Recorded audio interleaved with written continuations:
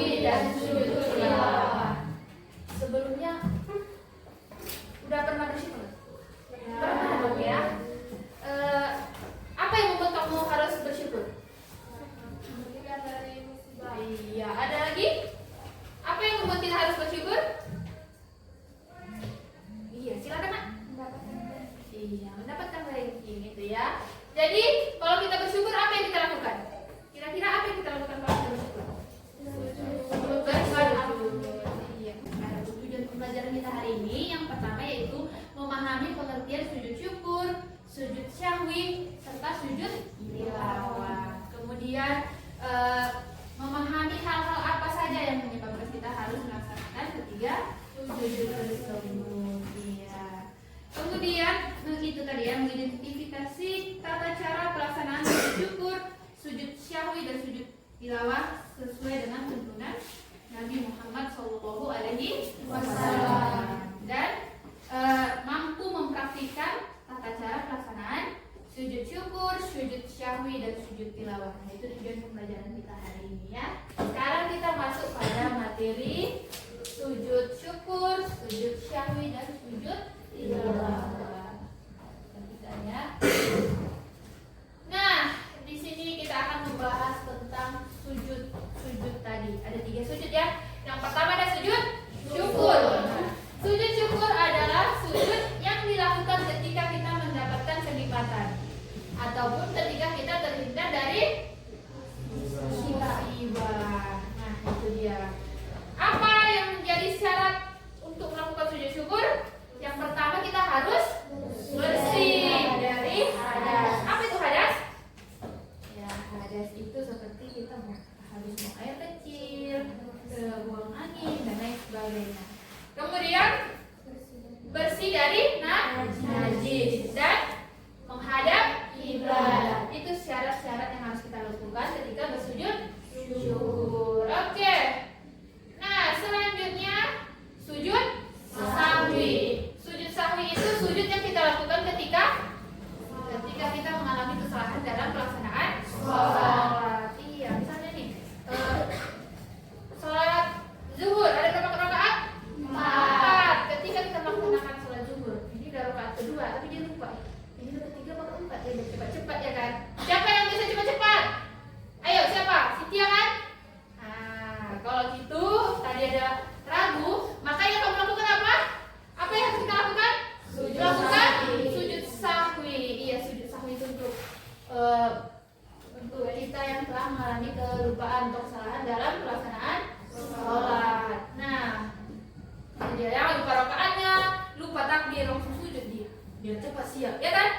Nah, kemudian untuk orang yang melaksanakan kunut, biasa ya, pada subuh siapa yang mau yang sholatnya pakai 2 kunut? Dia lupa, tadi lupa pakai 2 kunut ya.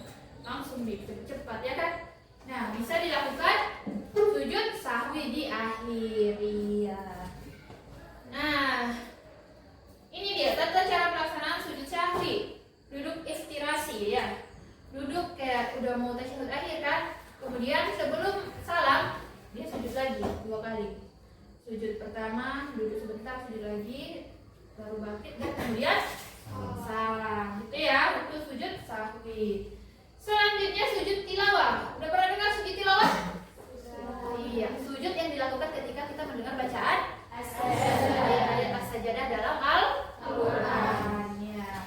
Ketika kita mendengarkan itu bisa kita lakukan sujud yang namanya sujud tilawah.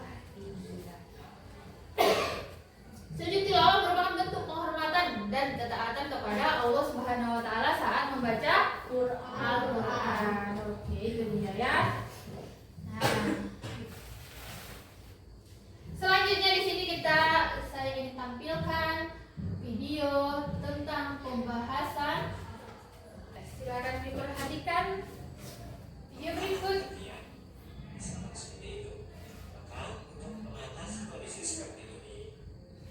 Nah, silakan diperhatikan. Disimak dan dipahami. Nampak? Nampak. Oke. Assalamualaikum warahmatullahi wabarakatuh. Selamat datang kembali di pembahasan PMI kelas 8. Pada video sebelumnya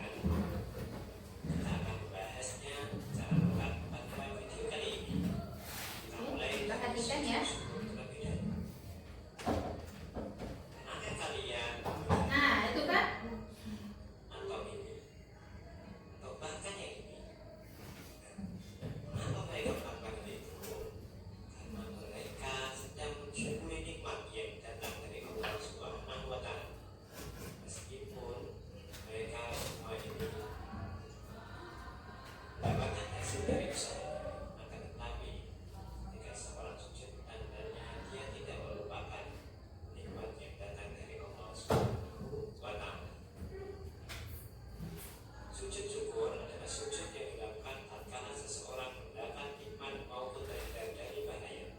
Jadi, sujud ini dilakukan tidak hanya sekadar saat mendapat nikmat saja, melainkan juga saat terhindar dari bahaya. Apapun keadaan kalian, kondisi kalian, misalkan sedang berdiri, duduk, atau berbaring, ketika itu kalian mendapatkan nikmat atau terhindar dari bahaya, maka janganlah kalian melaksanakan sujud syukur menghadap kiblat. Berapa kali? Ya, sebanyak 1 kali.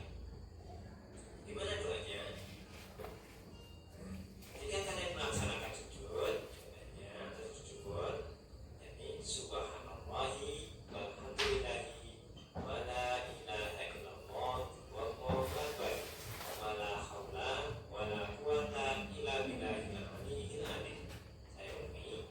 Subhanallahi walhamdulillahi wa la ilaha illallah wallahu akbar wa la haula wa la quwata illa billahil aliyyil azim.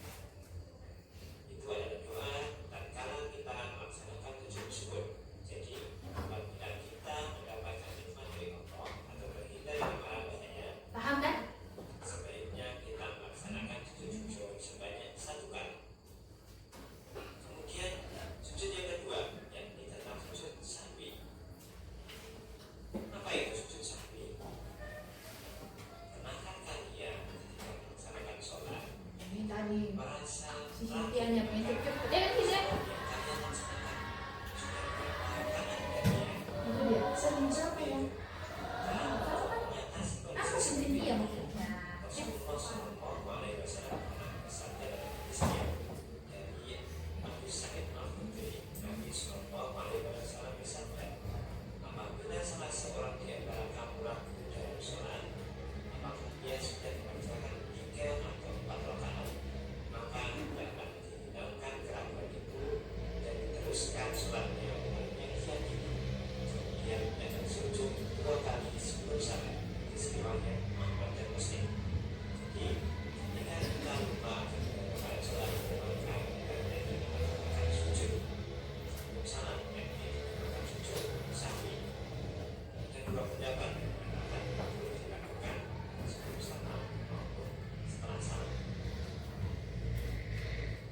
Tata caranya bagaimana? Jadi, ketika kondisi kita kelupaan, Nah, ini Sintia nengok ya, nak ya.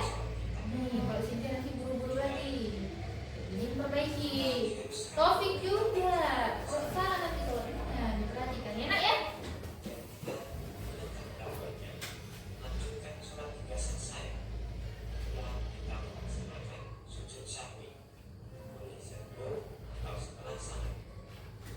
Misalnya, yang pertama, setelah salat melakukan sebelum salat, kalian langsung mulai sujud. Sujud dengan membaca doa Subhanaman la yanamu wa la yasud. Subhanaman la yanamu wa la yasud. Subhanaman la yanamu wa la yasud. Sebanyak 3 kali. Kemudian duduk tanpa membaca Betul, Ismelia. Ismelia suka nih salah-salah kan? sujud. Jadi cepat-cepat dia naik kursi. Sholat dia udahlah. Pusing aja 3 rakaat. Boleh.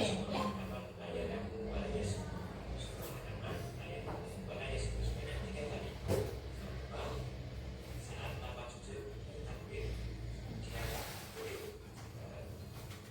Apabila dilakukan sebelum salat, maka dilakukan dengan salat. Tapi apabila dilakukan setelah salat, hendaknya bisa langsung dilanjutkan untuk berzikir. Jadi itu tentang sujud sahwi. Apabila kalian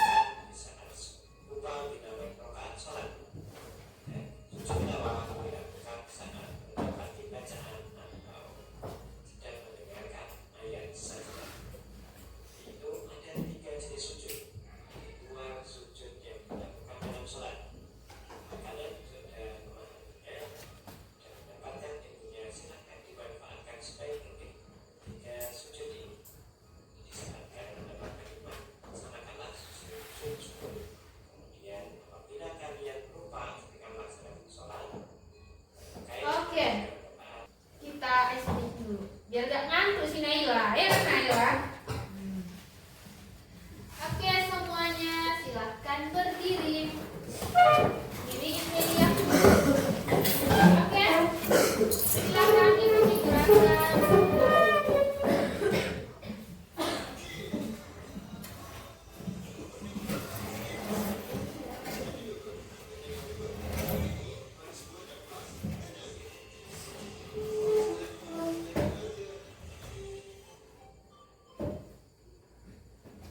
Oke, silakan. Silakan bergerak bebas. Ya.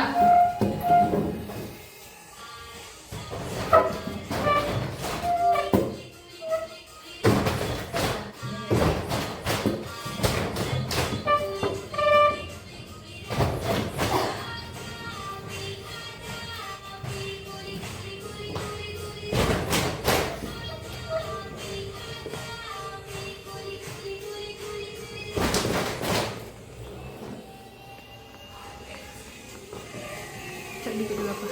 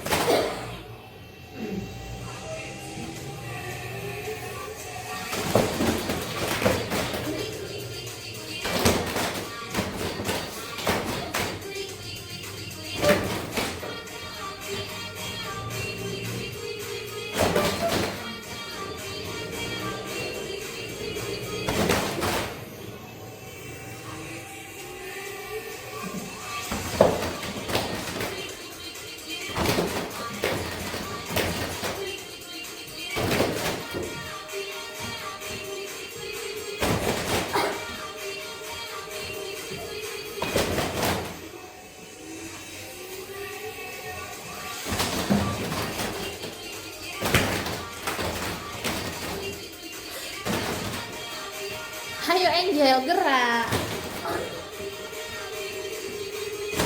Ayo. Oke. Oke, selanjutnya kita akan melanjutkan pelajaran kita tentang sujud syukur, sujud syahwi, dan sujud tilawah. Kita akan evaluasi tahun semasa kemudian. Nah, tapi dia dalam bentuk game. Silahkan buka HP-nya, pilih HP-nya masing-masing. Kemudian masukkan link berikut. Ini huruf kecil ya. Nanti kalau diminta masukkan, oh ya buka quiz dulu dari quiz ya. Atau langsung dari sini pun bisa. Itu aja ikuti linknya. Huruf besar semua. Enggak, tadi baru huruf kecil. Tanya dari huruf besar. Iya, silahkan nanti dipahami soalnya. Jangan sampai kesalahan kalian ya. Nggak ada quiz dulu. Dari Google. Ya silakan dikerjakan, dipahami. Yuk.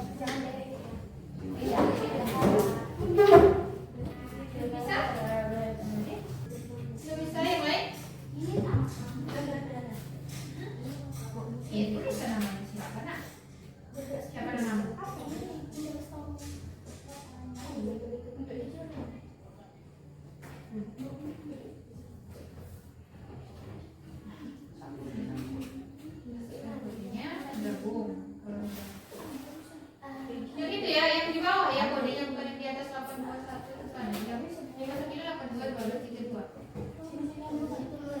Jadi yang lain. Oke, masukkan ke digabung.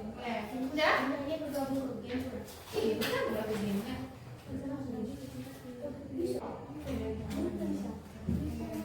Masukkan nama. Mulai loading dulu ya, loading dulu kan. Boleh.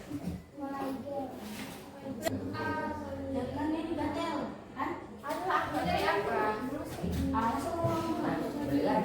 Udah isi. Iya, isi. Ya diisi lah, diikuti aja jaringan itu. Oh, kita cari kemana jaringan? Dari Persea. Coba-coba kita tulis. Hah?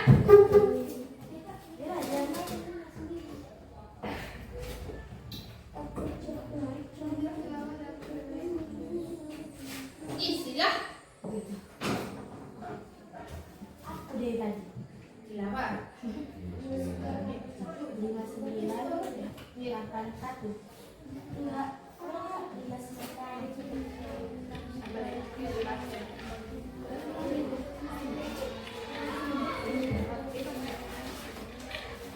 Iya.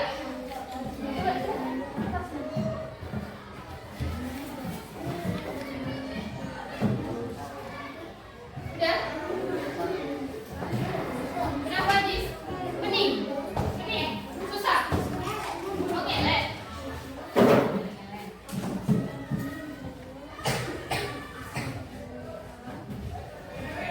Apa sih? Kok sih di bawah? Tersisa 8 soal. Kan?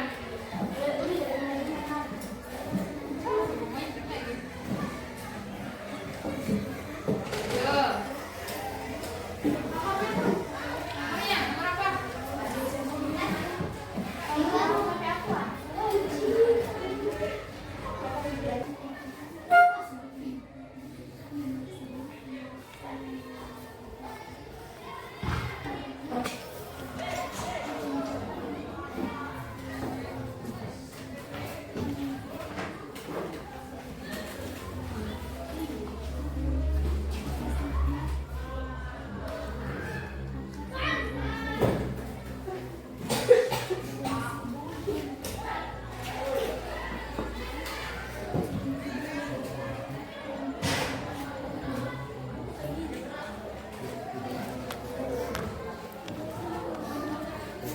Bentar ya.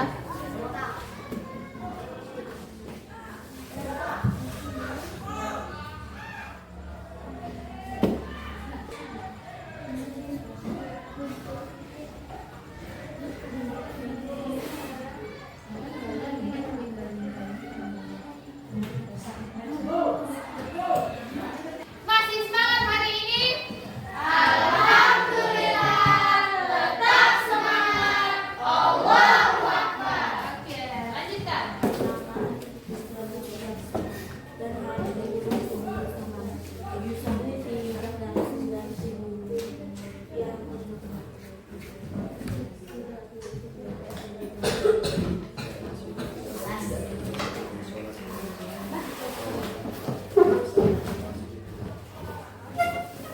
Oke, silahkan dilanjut.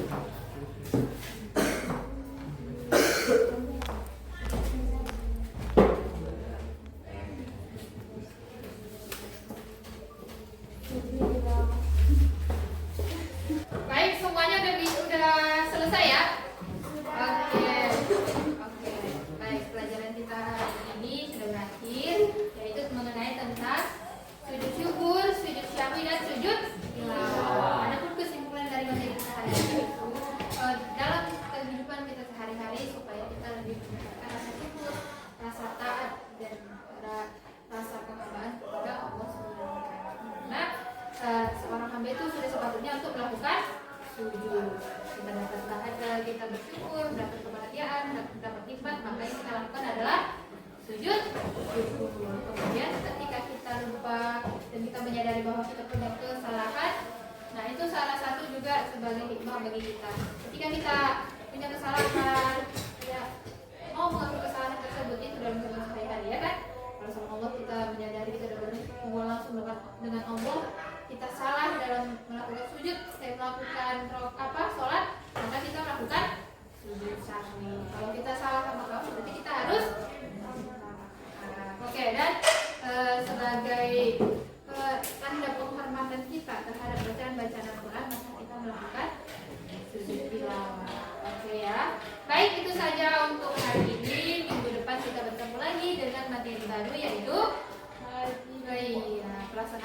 dan umroh. Silakan nanti bukunya dibaca-baca di rumah biar minggu depan kita